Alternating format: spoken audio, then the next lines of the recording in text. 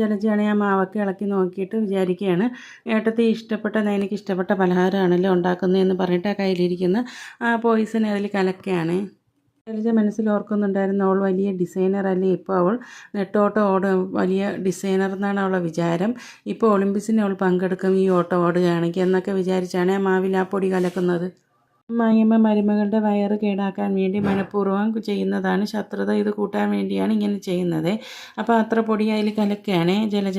ഇത്രയും കലക്കിയതിന് ശേഷം അവിടെ നിന്ന് മാറുകയാണ്, ആരും കാണാതിരിക്കാൻ വേണ്ടി. എന്നിട്ട് അവൾ ഓടാൻ തുടങ്ങുമ്പോൾ ഇങ്ങോട്ട് വരാമെന്ന് പറഞ്ഞിട്ട് ജലജ പൊടിയൊക്കെ കലക്കിയിട്ട് അവിടെ നിന്ന് ശേഷം പഴംപൊരിയൊക്കെ കഴിച്ചതിന് ശേഷം അബിയാണെങ്കിൽ റൂമിലേക്ക് പോവുകയാണ്. അപ്പോൾ അബിയാണെങ്കിൽ വയറിൻ്റെ എന്തോ അസ്വസ്ഥത പോലെ തോന്നുകയാണ്. അപ്പോൾ വയറൊക്കെ തടയുകയാണ് അബി. എനിക്ക് എന്തായാലും മനസ്സിലായി വയറെന്തോ പണി മുടക്കിയിട്ടുണ്ടെന്ന്. അപ്പോൾ വയറും പൊത്തിപ്പിടിച്ചിട്ടാണ് ആബി റൂമിലേക്ക് ഇരിക്കുന്നത്.